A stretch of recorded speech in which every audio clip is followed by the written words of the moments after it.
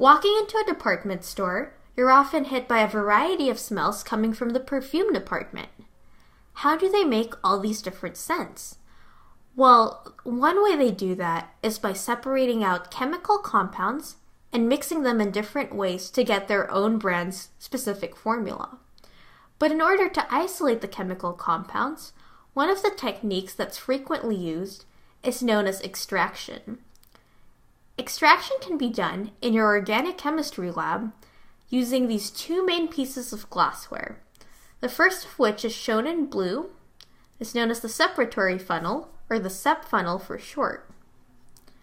At the top of this has an opening through which you can pour in liquid.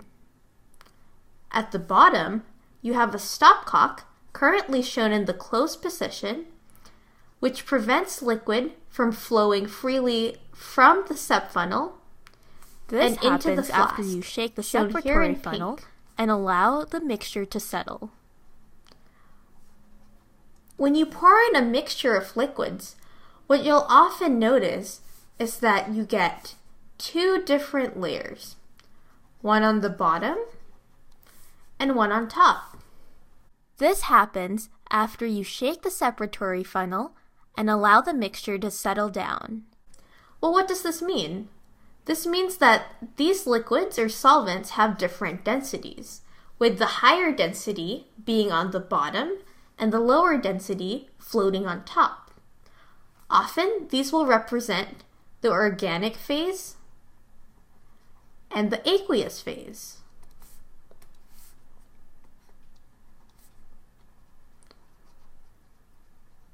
The aqueous phase contains water and other charged species, or ions, whereas the organic phase contains uncharged species or neutral compounds. So how exactly do we do an extraction? Well, first of all, you need to open the stopcock. And when you do that, you'll see that although you still have your organic phase up here,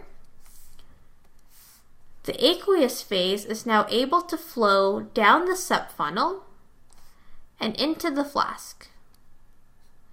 And once you've collected all of your aqueous layer in the flask, you can close the stopcock again, which will leave you with just the organic phase in the SEP funnel. Now that we know how to do this in lab, let's look at compounds we'd be able to separate. For example, take hexane and propanamine.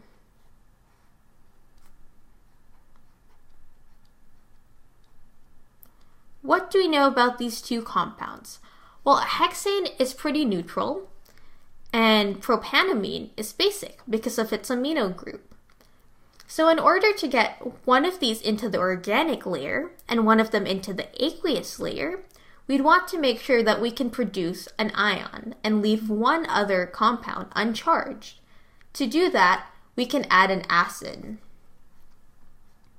By adding something like hydrochloric acid, what you'll find is that this amino group, the nitrogen, these electrons can deprotonate the HCl and leave behind just a chloride anion, which means that in your aqueous layer,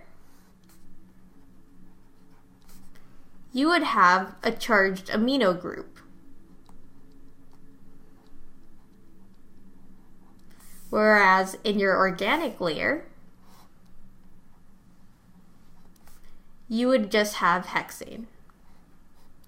There you've done your first extraction. So next, in this example, you have hexane and phenol. Phenol is weakly acidic. This means that in order to get phenol into the aqueous layer, you would want to add a base. We can use a base like sodium hydroxide, which is a strong base. And what you'd find is that these electrons would be able to deprotonate the phenol, meaning that in the aqueous layer this time, you would be left with the phenolate anion.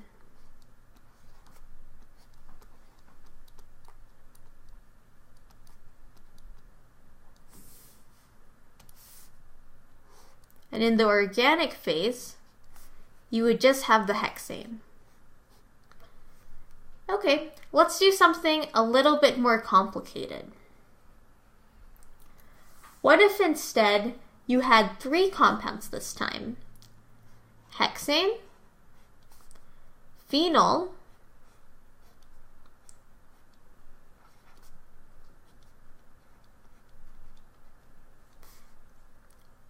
and acetic acid.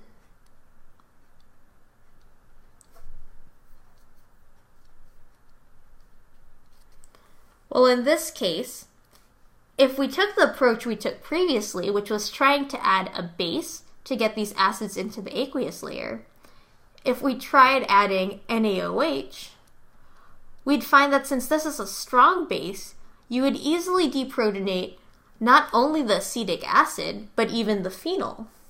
So let's try using something else instead. If instead we had a somewhat milder base, like sodium bicarbonate, and I'll show its structure here.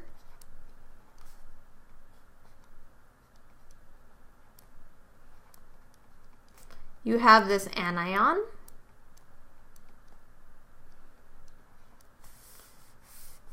With the sodium cation. And since this is a mild base, it won't be able to deprotonate very weak acids, meaning it won't be able to deprotonate the phenol, but it will be able to deprotonate the acetic acid. This means that in your aqueous layer this time,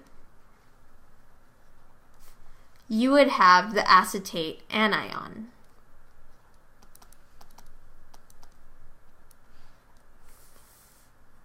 While in your organic layer,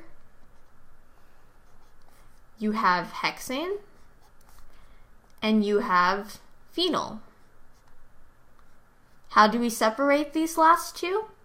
Well, we've already done that in the previous example. So to get just one compound into the aqueous layer, again, we would want to add a base, but this time we can use sodium hydroxide. The hydroxide, these electrons here, would deprotonate the phenol, giving you again the phenolate anion,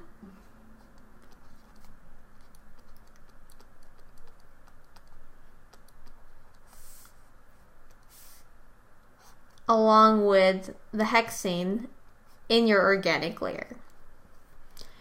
And now we've learned how to do extractions. So when you're actually doing this in the lab, you'd want to make sure that you save each and every layer. What happens if you accidentally toss one out into the waste container? Well, actually, using a multi-step extraction, you would be able to recover your product from the waste container.